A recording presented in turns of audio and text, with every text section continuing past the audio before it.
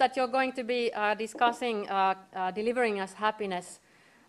It's an organization based on Zappos.com's CEO's Tony Hsieh's best-selling book, Delivering Happiness, which, by the way, was the prize of the competition that we had. And Pia, as soon as you can, and I will give you your book because it has arrived with Minna.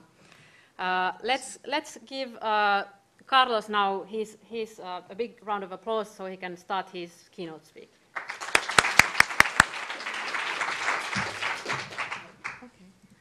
Well, hello. I'm here because and actually were amazing and contacted me, and thank you very much for trusting me and be there with you and let Delivering Happiness be there with you.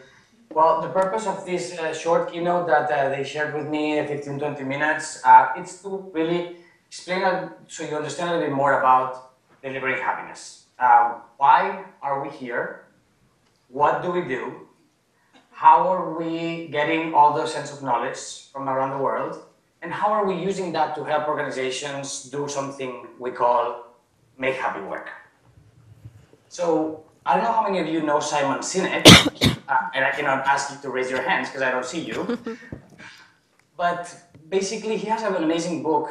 It's called Start with Why, because that's actually how we should all start. So the reason why Delivering Happiness is here is to really inspire passion and purpose for a happier world. And you'll see how we do that, but this is our purpose. We really want to inspire that passion and purpose for this to create a happier world. As you will see at Delivering Happiness book, the subtitle is called Profits, Passion and Purpose. So profits is a very important key of our element with that amazing purpose. Why do we have this purpose?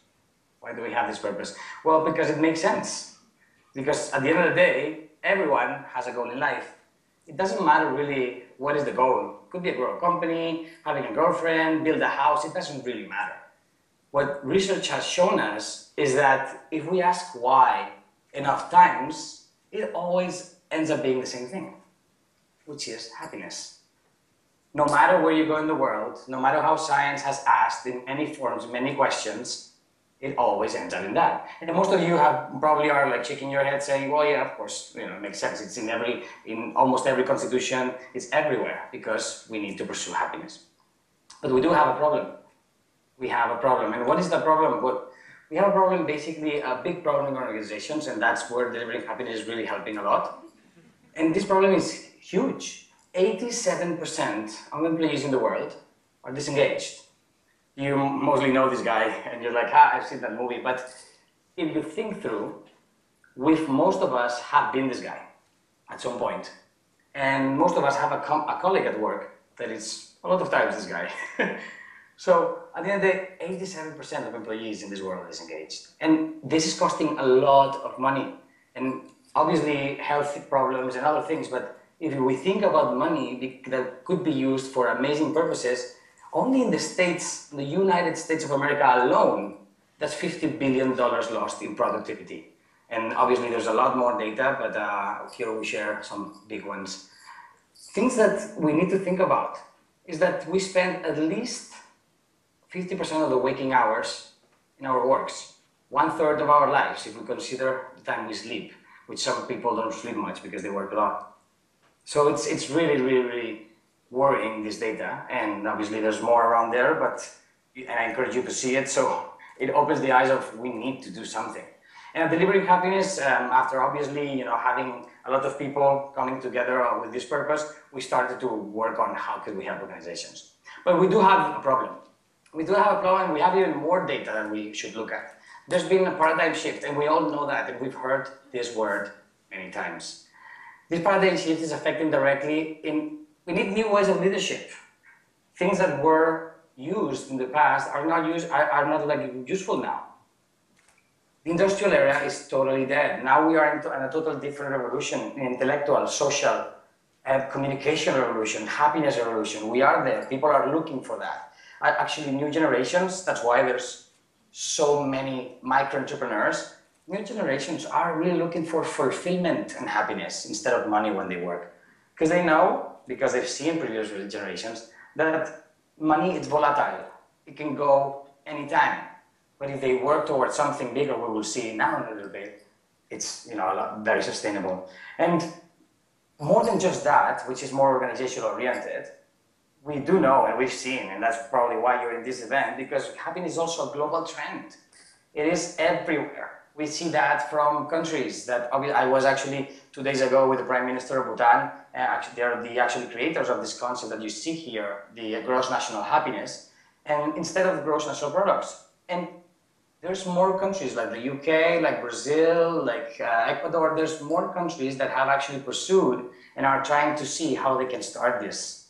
So gross national happiness, countries are starting to measure happiness as a key indicator of success as a country. New research every day shows the success of happiness at work. Success in every way, in a me level as a personal, in a we level as a team, as an organization, but also in a we level. How is it affecting the community? So it's really something to consider. Also, we see that institutes, universities degrees are born.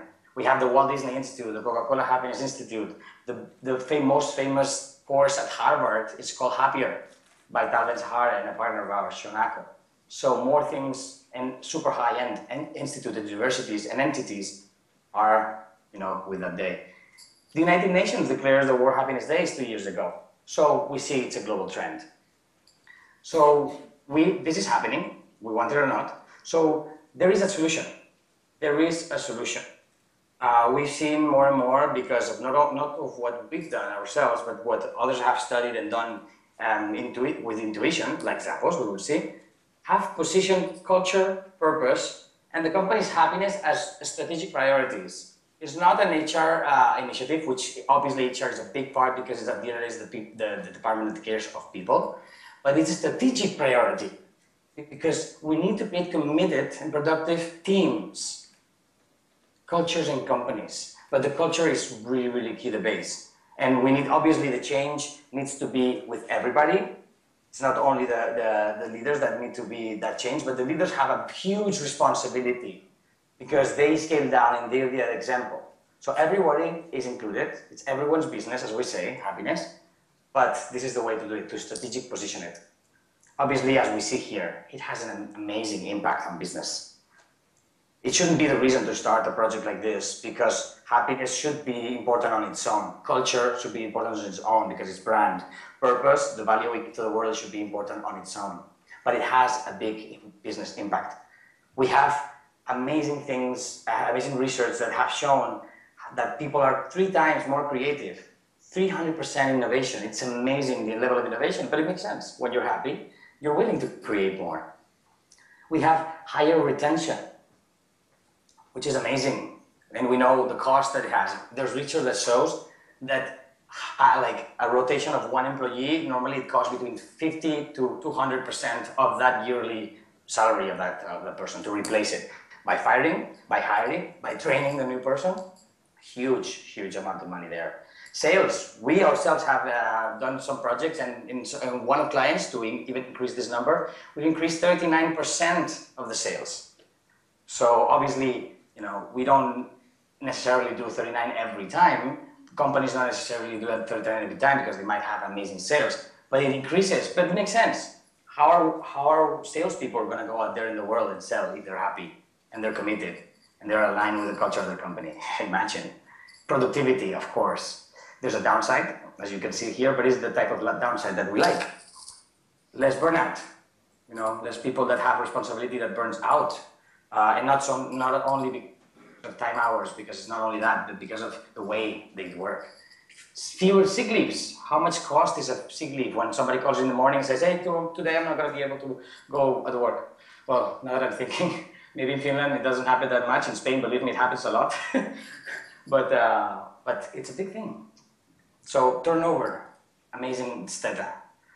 So what is delivering happiness how is delivering happiness really trying to help organizations? To different initiatives, because we believe that there's has to be an holistic approach to be able to really pursue the purpose, because we don't have to forget the important thing here is the purpose. So how we do that? We offer these products as services to create this sustainable culture change. So that's why it has to be holistic, but always using happiness as a business model. So, and we do it through these initiatives, which is work, which we are helping companies and walking along with companies to create this sustainable culture change. And sustainable is a key element in this sentence.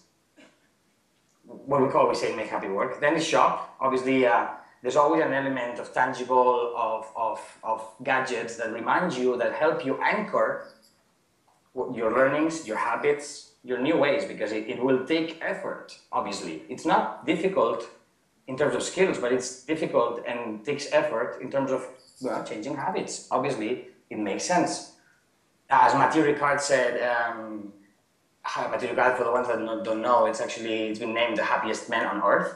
He's now the right hand of the Dalai Lama, but he's actually a biochemistry guy. So he's really down to numbers and down to earth. And he always says, well, the key to that is how long did it take us to create wrong habits?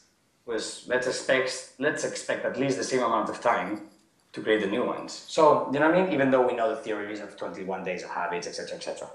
And the other way is community. We do events and we do different things to inspire communities to really join this movement, because at the end of the day, we even have people that are calling us and say, can I be the chief happiness mom at my house? So at the end of the day, it's like it can be everywhere, because the principles of happiness happen everywhere. We even have a new line, which is not in this presentation because it's better phase, which is at schools. We are doing the same with schools. So, but again, the purpose, inspire passion and purpose for a happier world. Our story, some people are like, oh, tell us a story, we want to hear about Zappos. Well, here it is. I mean, Zappos, you have the book and you can see a lot of more details, so I don't take a lot of time because a lot of things happens, ups and downs. But the other day, Zappos really intuitively followed these principles. They started studying the science of happiness, started seeing the elements, they started seeing that culture was huge and very important, and culture was a great way to create amazing customer service and amazing ways of treating people inside and outside the organization. Then they had other elements like connectedness, how they connected between people, amongst people. There is something that they call in Downtown Project, and Tony always talks about the return on investment and also the return on collisions. How many collisions, how many opportunities do people have, environmental, in processes, everywhere, to really interact with each other? So also, connectedness is important. Sense of control, how do we give more autonomy? Obviously, having a strong culture. So please, if you feel that your culture needs to be stronger, don't give a lot of control yet, and autonomy yet, because if without a strong culture, obviously there is risks. But sense of autonomy, it's important. That's why a lot of people are creating their own things, because they need to feel a sense of control, a sense of pertinence. So that's important. Progress. There's a lot of initiatives you will see in the book, and I could share how to increase the sense of progress, which is not the same with the real progress. We can be doing a lot of things. How many of us have had the feeling that I've done a lot, I haven't stopped doing work in all day, and I haven't really achieved much? Well, that's how to increase. There's methodologies, there's ways to increase the sense of progress, because there is achievements every day, and we need to sense them. So then we have culture, control, progress, connectedness. We have one last element, which is purpose. Purpose is super key. And purpose is, how are we giving value outside our organization? If our organization, or if we define my personal purpose, myself, it's in the equation of purpose, it's not really purpose. We need to be outside of that equation, because it's about adding value. It's about doing something bigger than ourselves. And that's also a key element that a lot of data you will see there, the Fortune 500 versus the S&P, the Fortune 100 and S&P 500. There's a lot of data how those companies are performing. There's a lot of data on Parnassus Fund, Stengel. You will see amazing data on how companies with higher purpose and strong cultures are outperforming others. They've suffered the ups and downs of crisis, of course, but they're still outperforming every company in the world. So, Zappos is one example, amazing. You will see, obviously, in the book how it grew, and then Amazon just appeared and said, hey, this is awesome, can we buy? And there was a couple agreements, which is one agreement to say yes, to remain both cultures, Amazon and Zappos, totally separate, because that's how it worked. and other smaller agreements of processes and things that happen internally to maintain what it made this success a successful company. So that was sold by $1.2 billion in the moment of closing. And nowadays they're over this $2 billion of yearly revenue. So, you know, very successful business, even though they had to show commitment along the way. So obviously, after Zappos was sold, part of our story is also this one. They wrote this book to be able to share the story everywhere in the world, because at the end of the day, it's about the purpose. So as well as the ones that want a culture book, you can email Mina or Anna or anybody in the event or myself. So we can send you a culture book of Zappos. We send it for free. In that sense, as you see, it's always about the purpose. So there was the book. You know, it was a great hit, became a bestseller, and there was a bus tour, which, you know, it was used to go around the country to promote the book, but at the same time, in a fun way, deliver happiness in different ways. So that's what it was done around the States. We heard a lot of people, and then we felt the responsibility of building a company out of it. So we created the company, and the movement was born. And what happened next is just a thing of listening to people, what they needed. DHL Work was born because a lot of companies called us saying, hey, how can we do more like Zappos? So we felt the responsibility of creating something to help them. Then we created a comic book for kids so that we could start that learning a little bit earlier. Then the shop products, as I shared before, was launched. And then, well, as you can see, everything is going back to the movement to be able to pursue the purpose. So that's a little bit of our story. Happy to share a bit more for the people that are interested. You know, Human at Work can actually be there to support us. But this is a little bit of a story. So, you know, what did this lead us? This led us into really inspiring all these companies around the world. You know, more than 20 languages, more than 500,000 copies sold. We've been in more than 110 countries, more than 3,000 cities, really inspiring people, giving services and inspiring more than 160 companies. And we're only 3 years old as delivering happiness. Obviously, the team that is behind is more than 3 years old. So, you know, some examples of the companies we've helped here, as you can see, you know, because what we've really seen is that it's not a matter, which is a question we always get, you know, what sector, what country, what culture? It's not a matter of sector, country, industry, or culture. It's a matter of having the mindset. We've seen that the people have approached us has not a lot of similarities. It's just about the mindset of the leaders that approach us. So if they're aligned. But this is some of the examples: Audi, HP, Morgan Stanley, or Facebook, or a lot of other companies. So that's our story. How do we help? In case some people, I know that I was asked this question to really share a bit, but so you have a scope or an idea of how do we help organizations and our customers. Well, basically, there's a clear phase of inspiration, and not only for leaders, for everybody in the organization. There's skepticals everywhere, and we need to help them go through this process. It's a natural process of inspiration. There are several tools there. Happy to continue the conversations, as I said, with our partners there in Finland. And then, as you see, is the natural way of consulting at the end of the day, because that's what we really want to help. It's one phase, very important, of investigation and measuring. I can go to the doctor, look at me, and tell me what I have. I need to do some investigation to really give you and really help you. Then there's a very strategical key, very important. As I said in the beginning, it has to be put as a strategic priority.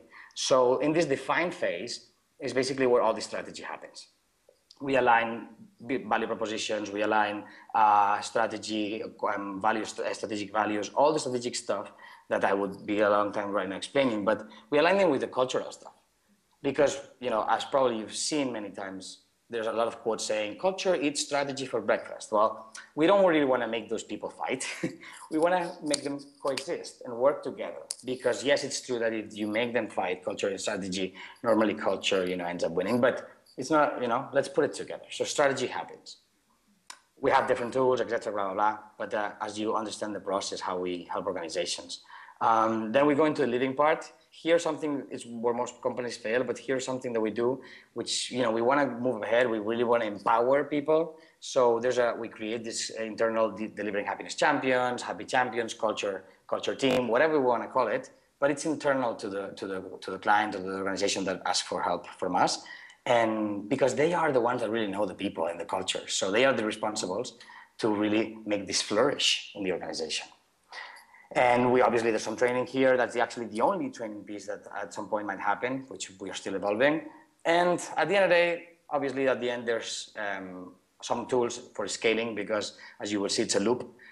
People that say, hey, when is this over? Well, a project like this, until we get to the last phase, normally it takes 3 to 6 months, depending on the size. But culture never stops. So it's never over in that sense. And as I always ask the questions like, when do you want to stop being happy? I hope the answer is never, because it never stops. And whether you wanted to manage it or lead it, the culture will evolve. So it's a matter of if you really want to do that. So obviously there's tools for that, and online, offline, whatever. There's a lot of things. So just to give you a really quick overview of what would be the process and how would it look to do that. How do I start? Well, if you feel that the organization is inspired, obviously start measuring. There's a survey, there's a lot of things. But if you feel that there's more people that need to be inspired, there's a lot of things that you need to do in the inspiration phase, or some things you need to do in the inspiration phase. So, I mean, look, I didn't remember I had this second slide prepared, but as I just shared, these are the two things that we should start here. Start investigation and inspiration. So thank you so much. I was given 20 minutes. I spent, I think, 21. So that's, I think, is perfect. Thank you for trusting at least in being there with you guys today. I'm open for questions. I'm going to open the Twitter account now to see if somebody tweeted some question, but we are here to be a change in the world more than we ever thought possible, and hopefully we'll do it with you guys. Thank you. Let's give a hand for Carlos. Carlos, please wave your hand if you can hear us now. Very good. Good. So the way we are going to proceed with this is I'm going to give moderation to Minna here. We have a catch box that we're throwing around for people for people to ask. Well, want to be asking questions, but the floor is yours, actually. Yeah. Thank you very much. I'm going to speak to this microphone so Carlos can hear me and you can hear me. So, Carlos, people are here gathered and soon probably will ask questions for you. So, you are Global Happiness Navigator. That is correct. Yeah, and that's one kind of way to increase the sense of autonomy. Right. Well, that's definitely one way to let people choose their own titles. At the end, we believe that one of the things that have done a lot of damage in an organization is how the title is linked to status and to egos. So it's been dangerous. So we're such a flat organization that we give even that freedom, and people choose it. Yeah. So people at Zappos or Delivering Happiness can actually choose their own title or to create it. So, is there questions now that somebody would like to ask? So, I have a lot of questions, of course. Anybody want to fire the first one? Yeah, or ask Carlos something about his work or whatever. You can ask anything. Yeah. I didn't introduce him properly, did I? He's the European leader of the Zappos, the Delivering Happiness movement, and he's also responsible for creating the global network of partners for the Delivering Happiness movement. So is there anything that you would like to know from the European perspective, for instance? Hi, Carlos. Can you hear? I can hear. I cannot see, but I can hear. What are the qualifications to be a happiness champion like yourself? Did you have to be an exceptionally happy person, or have you become happy during the process? So did you? Yeah, good. That's actually an awesome question, because it has more meaning than it might look. What I'm trying to say is that yes, well, everybody delivering happiness that has an actually pretty meaningful story. We do, recruiting people, we actually do culture fit analysis and skill fit analysis, and also how aligned is with the purpose. So that's actually a key thing. Within the organization, that would be defined in the strategy phase. What would it need it to be a happiness champion? But for sure, it's by representing the culture. No? So that's a good question. But I link with the second one, which was awesome. I think yes, I might be happy. I've been always, I think, happy, and I have some things that my mom has shown me from the past. But delivering happiness has also shown me a happier way. I think I'm happier today than 3 years ago, And this is also my personal journey. For example, this August I'm going to Bhutan for 2 weeks. I'm going to do 1 week silence to really go in myself. I need to also keep working on myself, never stop, never stop, never stop. So yes, it makes me happier while working here. Thank you. Let's have a show of hands here. How many of you are happy today? There you go. Nora, please pick it up. Tell us why you are happy. Why I'm happy? Hi. Yes, I guess I'm happy. New work, really interesting stuff to do, giving me a life purpose, so that's nice. But that's kind of a boring, isn't it? What everybody wants, and it's exactly the same thing. I don't know if I understood the question properly. What's boring? Is it boring to be exactly the same way happy as everybody else? Well, no, actually, believe me not, it's a lot of fun. It's a lot of fun to have a lot of happy people. I mean, and again, we're not saying that we have to be happy all the time. We need to actually, it's healthy to have ups and downs and value the ups and downs. We have an exercise we call the heartbeat exercise, and we challenge people to identify their ups and downs and to see what are the values that were present or missing in those moments. But it's healthy to be down, and when you lose somebody, for example, it's healthy to cry, to give them some of that space. So I'm not always happy, so it's not boring at all. Okay. Go ahead and choose your victim. Sorry. Okay. Please throw the mic, the catch box. Please throw it with your hands, like from, not like that, because it's going to get really. I have a question here in Twitter. Yeah. Okay. Yeah, you can proceed. I have a question from Miko, so that's actually the first person that I can see his face when he asked me. Could you give happy examples on benefits or success stories on the 160 companies you have worked with? Well, yes, as I shared, we have this company that it's a transport company that we helped the organization. They came to this first inspiration event. Then we did a one-day workshop in the organization, the leaders, to really inspire them, and we combined it with strategy a little bit. And then we started to help them along the way with different initiatives to revisit their values. And well, the results are actually, and a little bit more part of initiatives there.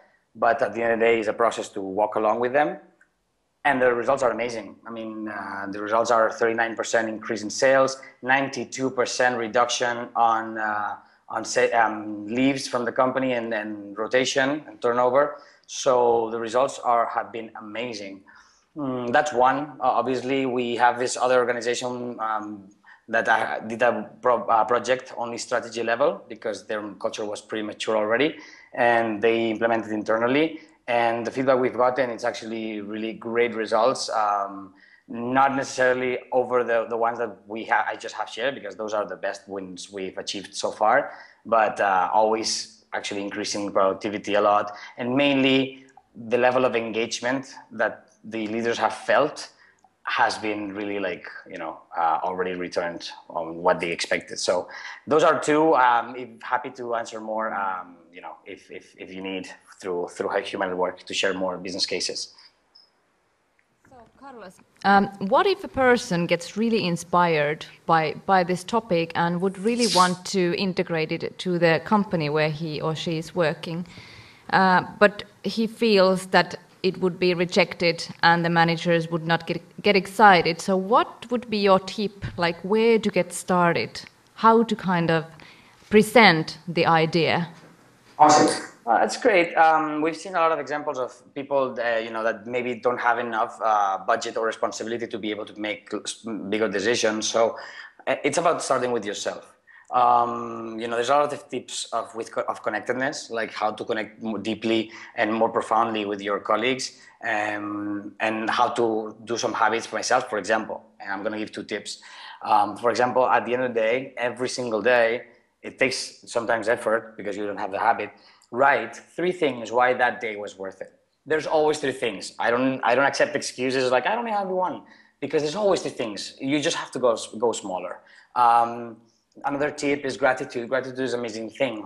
I mean, how many of you have felt that could actually appreciate something, and there's always something too, something from a colleague, and haven't said it, because that's how wrapping a present and not giving it, same thing. I feel gratitude, but I don't say it. So those 2 tips are key. But what I'm trying to say is that start with me, and at some point somebody's going to say, what is she doing different? Why is she so happy? Because happy is contagious. So, and that can create a ripple effect if you do have responsibility and you can actually take bigger decisions. You know, start small. Start, you know, creating a session, half-day session, one-day session, or in your company congress, bring somebody that inspires everybody. So that's also another way to start. We would get into another bigger tips, which I think that was not the purpose of the question, but I can also go into it if somebody likes it. Okay. So, are there any more questions?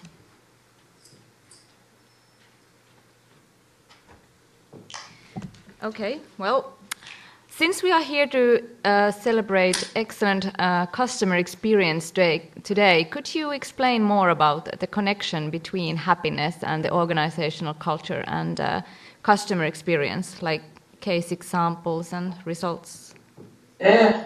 Well, I mean, results here, maybe I don't have them right within me because the standards are there, but at the end of the day, Zappos is a great example, but I've done other projects, for example, with British Airways, Schibsted, InfoJobs, which at the end of the day, but it makes sense. And I'm gonna say what Richard Branson quote, which, you know, I think it exemplifies everything, is like, the way you treat your employees is the way your employees are gonna treat your customers, and that is obvious. So a lot of companies are focused on giving scripts, for example, and on, say, not letting people do their own way and not investing in culture. So that obviously stifles people. So what Zappos has done a lot is really like do a lot of investment on training in terms of culture training, really showing people how to express their values in all the phases, making sure that they invest in that, and then letting people go. And it has shown that at the end of the day, what's very important for Zappos, and actually for obviously now, as you have read, Virgin and other companies in Google, is that customer service and client creates PECs, what we call. And PECs is personal emotional connections. Right now, the record call that Zappos has, it's 10.5 hours. 10.5 hours with one only customer on the phone. And obviously the purchase was very little. I think it was $49.99. But what I'm trying to say is that, yes, it might not look that on the short term, that is impactful to the business, but to the quality of the service is amazing because you're giving that employee the space for freedom and the space to be happy and to connect personally with a person. So they're not focused on that. So that's how you do it. That's why it has evolved. You know, they've realized that the way to really treat the customers better is by making sure the employees are amazing and aligned with their culture, and the rest happens. Did you have any more questions? Does anyone have any wild guess, questions that you'd like to ask, or not so wild ones? There's one. Let's see if I can throw it all the way. Otherwise, Erika, you might be okay. There's a question coming. Yay! Thank you. Very interesting concept. My name is Marko Helle from ISS. I'm just wondering because many of the projects involved in companies they require a budget, and people, like you said earlier, it's all about those financial facts. They are hard facts and they are important in running business usually. So how would you describe this kind of happiness project? Would it cost a lot of money to make people happy in a company? Do you need a budget for that, or is it just a mindset that you kind of change how you treat people and it doesn't cost money, it's just a matter of paying attention to small details and creating this positive workplace? I'm going to say, thank you for the question, by the way, Marco. I'm going to be very honest. It's a balance. The more commitment you have, the less money you need. The less commitment you have, the more money you need, because obviously you need support and follow up and push and coaching and mentoring behind it. But if you have a committed leadership, I mean, you know, at the end of the day, it's investment of time, and time is money. So, having that in mind, but if you have internally, you can do it. You can have committed leaders that actually invest their time in investigating in happiness. You have guides in the book of delivering happiness that you can follow, and you could actually get there. It will take more time because obviously, at the end, if you get help from somebody that have done many projects, the learning process will be faster, of course. But it could be done almost with zero investment outside the company. Again, a lot more time, a lot more commitment, and in investment with people. So that's clear. How much, to give you a concrete answer, which probably you're like, give me some numbers. So there's projects that the minimum project that I would see for a company that is like this, that is maybe for around 50 and over, less than 50, we would have to look at it because we're trying to help them. It's no less than maybe $50,000 or $100,000. And then up to, we have projects that are 700,000, 1 million. We just closed the other day a project of 250. So depending, obviously this 250 project, for example, is with the whole government of Dubai. So depending on the level of amount of work, at the end of the day, it's consulting, and I know I'm giving the typical consulting answer of depends, right? But it's true. But the answer for you is, if you're committed and you're willing to invest time, you don't need to hire anybody. There's everything, it's out there. So more questions.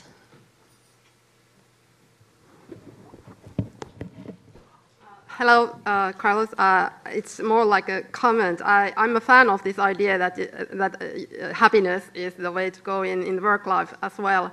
I actually brought up this issue in my organization, and the reaction was that everybody was very surprised. And one of my colleagues said very spontaneously, I don't expect to be happy at work.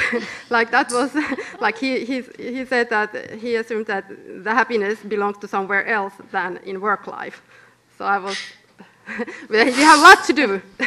Yeah, I mean, it's normal. And what I'm trying to share here is, let me see if I can share a graph, because it's actually really, really amazing on exactly what I'm trying to say.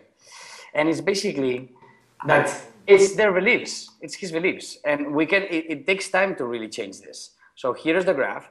So basically beliefs, this is in Spanish, but this is a guide for me. So there's all beliefs that could be genetical, that could be social in their environment, in the country, and that could be their own, that he has built their own by seeing what happens around him through all his life. Those beliefs at the end of the day build what are your values. And those values show through behaviors. And those behaviors will get you some results. And depending on the results, and here's the key issue, depending on the results you get, those beliefs might change. So what I'm trying to say, it's fair that he believes this way. I have a lot of people like that. I don't come here to be happy, I come here to work. It's reasonable. Let's start helping them see another way of doing things. Let's try small with these people. Let's show them that they can get different results, and they'll change their beliefs. Let me share 1 minute story for you to understand this really quick. There was one time that this boyfriend went to this girlfriend's house to have dinner. And the mom was there, and the father was there. So the boyfriend, they sit down at the table, they get this piece of steak, and the piece of steak is in the shape of a square. And he's actually pretty curious about it. So he's like, girl, whatever he called her, honey, what is this? Why is this like this? And he's like, I don't know, my mom has done it like this way, so I have no idea. Mom, why is the piece of steak a square? And he's like, I don't know. Actually, your grandma did it this way. Let's call grandma. They call grandma, Grandma, why do you do this? Why the steaks are always square shaped? He's like, the daughter. Back in the day, we only had square pans. So what I'm trying to say, and they have been done it this way ever since, just because that's the way it has been done and nothing has changed. So try small, show different results, and we'll change the beliefs. Yeah, thank you for telling that story. It's like people go to gym to exercise, but when it comes to exercising your mind, it's considered like this whole another topic. So we have still time for a few questions. If nobody wants to ask any questions anymore, maybe we should start wrapping up this discussion. I have a confession to make. I'm not a real black-haired person. I'm actually a blonde. And I did a mistake just a while ago because I'm a blonde. And I forgot to tell everybody that this speech by Carlos here was sponsored by Tieto. So let's give a big hand to Tieto. Thank you. And also, let's give another round of applause to Carlos, because he has taken the time in his very busy schedule to give us his time and tell us a little bit about the Delivering Happiness movement and how its purposes fit companies' needs. Yeah. So thank you, Carlos. It's been a pleasure to have you. Thank you. And one more question I do have for you. How are you celebrating Customer Experience Day? Are you in Spain, I think? Yeah. I'm actually in Spain right now, but flying away really quick to Dominican Republic, Mexico, and Ecuador, because there's it's happening a lot there in LATAM. So it's actually, I'm lucky that I'm here, home. Thank you. Very good. Very good of having us from your home office. Let's say good night, at least here. It's already getting quite late, thank you. Yes. I was thinking about the Spanish word, but I couldn't come up with that one. But anyway, thank you, Carlos. Let's wave goodbye. Thank you very much. Thank you so much. Bye-bye. Bye-bye. Gracias muchos.